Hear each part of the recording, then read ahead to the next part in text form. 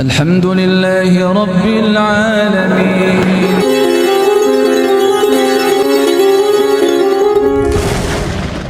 Ada yang berkhianat di antara kalian tentang ghanimah ini. Artinya ada ghululan itu, ada penggelapan, Pak. Kalau bahasanya orang Madin itu dientit, diintit itu, Pak.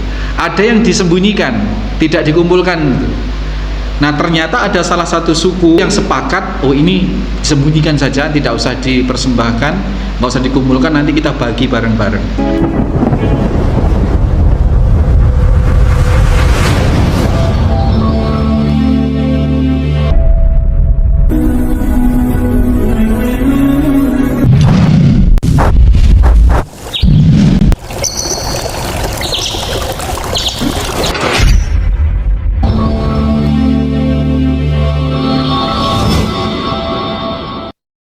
Bismillahirrahmanirrahim.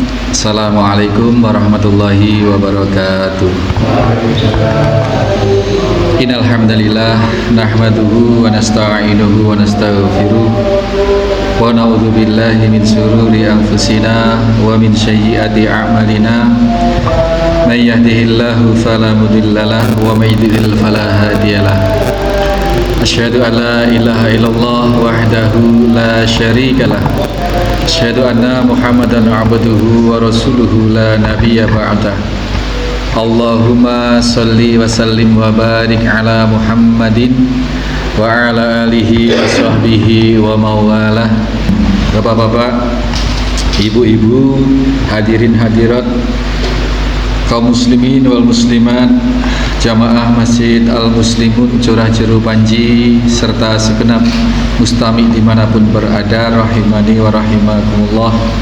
Maka setelah menang perang, Pak, itu fajama'al ghanaima, dikumpulkanlah ghanimah. Itu apa? Harta rampasan perang, sangat banyak. Faja'at, yakni anar, kemudian dikumpulkan, api tidak datang dan tidak melahap ghanimah itu. Ceritanya begini, zaman dahulu ghanimah, harta rampasan perang itu tidak dihalalkan untuk diambil, tetapi harus dipersembahkan kepada Allah. Caranya, dikumpulkanlah harta-harta semua ghanimah itu di satu ketinggian, di satu tanah lapang, kemudian akan disambar oleh api. Oleh api disambar, pertanda ghanimah ini sudah diambil oleh Allah, sudah hilang. Seperti contoh Habil dan Qabil dulu. Habil dan Qabil mempersembahkan karya harta terbaiknya. Habil, Qabil, ya. Qabil itu menyerahkan hasil pertaniannya. Hasil pertanian yang sedemikianlah hebat-hebatlah, pisang atau padi atau yang bagus-bagus, hasil yang panen terbagus. Sementara Habil dia beternak, banyak sekali ternaknya, tetapi mempersembahkan hewan-hewan yang kurus-kurus. Nah, maka ditaruhlah itu di tanah lapang, kemudian yang diterima oleh Allah, yang disambar oleh api dan lenyap itu adalah yang punya Qabil. Punya Habil tidak diterima, sehingga timbullah iri, dengki, hasad dan lain sebagainya. Berkembanglah jadi cerita yang sangat populer. Kemudian Habil membunuh Qabil, seperti itu. Nah, di kalangan Bani Israel, di mana Rasul bercerita tentang Nabi yang menang perang ini, juga demikian. Harta ghanimah tidak dihalalkan, kemudian caranya diserahkan kepada Allah dengan dikumpulkan, nanti akan dilahap oleh api. Api datang dan melahap atau memakan dia, hilang. Itu pertanda diterima persembahan ghanimahnya itu. Nah, yang terjadi di sini justru ada keganjilan. Ada keganjilan di mana litakulaha falam tata'amha. Tetapi yang terjadi setelah harta ini dikumpulkan oleh Nabi Yusha bin Nun dan bala tentaranya, ini api tidak datang, tidak menyambar, tidak, artinya ini persembahan belum sempurna. Nah, Nabi Yusha ini merasa ada yang ganjil. Kemudian faqala, diinterogasilah semua prajuritnya, inna fikum hululan, Ketahuilah wahai prajurit, ada yang berkhianat di antara kalian tentang ghanimah ini. Artinya ada ghululan itu ada penggelapan, Pak. Kalau bahasanya orang Madiun itu dientit, dientit itu, Pak. Ada yang disembunyikan, tidak dikumpulkan gitu. Nah, ternyata ada salah satu suku di situ yang sepakat, oh ini disembunyikan saja, tidak usah dipersembahkan, nggak usah dikumpulkan, nanti kita bagi bareng-bareng. Ada yang seperti itu. Maka diketahui bahwa ada harta yang digelapkan, tapi Yusha bin Nun tidak tahu siapa yang melakukan. Inna fikum hululan falyubayyi'ni. Ayo, kalau begitu kalian semua berbaiat kepadaku, bersumpah satu-satu, Pak. Setiap kepala suku atau setiap kepala prajurit itu berbaiat, bersumpah bahwasanya dia tidak menyembunyikannya. Mingkuli qabilatin rajulan, dari setiap kabilah atau setiap pasukan regu itu, setiap suku atau apa namanya, itu diwakili oleh rajulun, seorang laki-laki. Falaziqat yadu rajulin biyadihi, sehingga ada setelah satu persatu berbaiat salaman, ada seorang falaziqat yadu, ada yang tangannya ini lengket, Pak. Setelah salaman ngomong bahwa saya tidak menyembunyikan, tapi tidak bisa dilepas gitu. Ini lengket. Nah, ini kemudian diketahui falaziqat yadu rajulin, seorang laki-laki yang tangannya lengket dengan Nabi Yusha bin Nun ini. Kemudian dikatakan oleh Nabi Yusha kepada orang itu, fikumul hulul, berarti kalianlah yang menggelapkan harta ini. Langsung begitu, kalianlah yang berkhianat. Kemudian faja'u bi ra'sin misli ra'si baqaratin minadz zahabi. Kemudian diperintahkanlah, ayo kalian jujur saja, serahkan apa yang kalian gelapkan. Lalu mereka berbondong-bondong, satu kabilah ini mengumpulkan atau menyerahkan biroksin, satu kepala, Pak, satu bentuk kepala sebesar kepala sapi, misli roksin bakorotin minadz zahabin, yang barangnya dari emas. Jadi emas sebesar kepala sapi. Ini tadinya digelapkan, disembunyikan. Setelah dideteksi, diinterogasi, ketemu, dikembalikanlah ini kepala sapi yang berbahan dari az-zahabin ini. Fawadha'aha, kemudian diletakkanlah itu, dikumpulkan bersama faja'atin nar, dikumpulkan bersama harta-harta yang lain tadi. Kemudian datanglah api fa'akalatha, yang melahap atau memusnahkan barang-barang ghanimah atau harta rampasan perang tadi itu. Ini baru ketahuan dan pada akhirnya selesai permasalahan. Sampai di situ cerita Nabi SAW. Kemudian Nabi melanjutkan, falam tahillal ghanaimu li ahadin qablana, tidak satupun harta ghanimah itu dihalalkan oleh Allah kepada kaum sebelum kami, sebelum kita, kata Nabi SAW. Summa ahalallahu lanal ghanaima lana.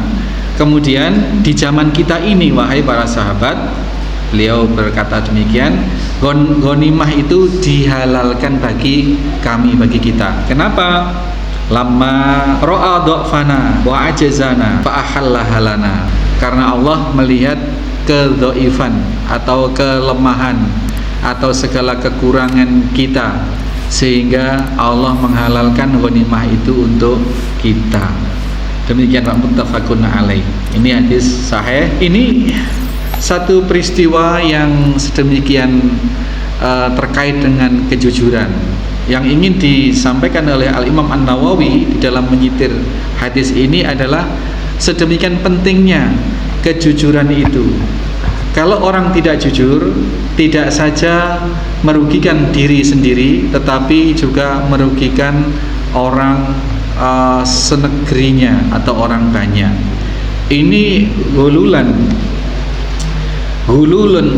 ini penggelapan atau ngentit atau mengutil atau mencuri.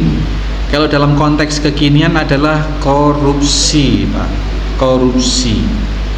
Jadi korupsi ini luar biasa dampaknya. Tidak saja yang bersangkutan saja yang mendapatkan dampak negatif dan dampak yang menyengsarakan.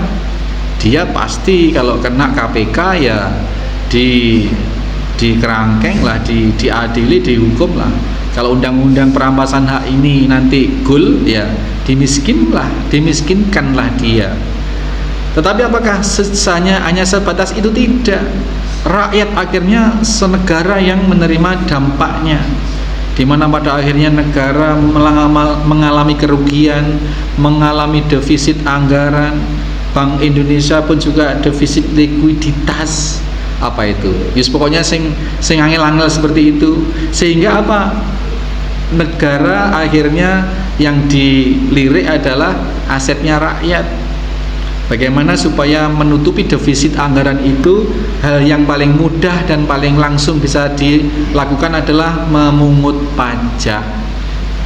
Pajak 86 sekian persen pendapatan negara kita itu dari pajak, Pak, dari kantong kita, padahal kita kan kaya raya. Ini apa? Bukan kita mau menghujat-hujat pemerintah, tidak, tetapi ini diantara dampak dari kelakuan para pejabat yang korupsi, sehingga anggaran negara rusak, hutang bisa menjadi banyak, yang akhirnya yang dikorbankan adalah kita rakyat kecil. STNK, Pak, nanti itu sudah ada bukan kenaikan tetapi penambahan item yang dipungut, begitu. PPN itu menjadi kalau dulu 10%, ini per berapa nanti 12%. Nah, hal-hal semacam ini diantaranya karena Indonesia krisis korupsi. Indonesia sudah darurat korupsi. Kita doakan mudah-mudahan pemerintahan yang baru, Bapak Prabowo ini betul-betul concern dan punya cara-cara cerdas bagaimana menyikapi koruptor sehingga nanti kita sembuh dari darurat korupsi, sehingga rakyat tidak usah dibebani banyak-banyak dari pajak. Nah, ini yang diceritakan oleh Nabi Shallallahu Alaihi Wasallam akibat orang yang menggelapkan harta ini menjadikan sekomunitas atau senegeri ini tidak diterima oleh Allah, amal solehnya tidak diterima oleh Allah, karena masih ada salah satu kaum yang masih korupsi. Di satu negara ini, Bapak Ibu sekalian, kalau orang bermaksiat secara umum lah, terkhusus apalagi korupsi gitu, ini yang mendapatkan azab tidak hanya orang yang bersangkutan, tetapi seluruh isi negeri ini. Jadi kalau Allah sudah melihat ada kemaksiatan di suatu negeri, di muka bumi, maka tidak peduli apakah pelakunya atau bukan, itu juga mendapatkan azab, mendapatkan musibah. Nah, musibah yang berbuat dosa itu merupakan azab, yang terdampak mendapatkan kesulitan tetapi dia orang jujur, dia orang tidak berbuat, maka statusnya mendapatkan ujian atau cobaan yang akan menaikkan derajat dia di sisi Allah Subhanahu wa taala.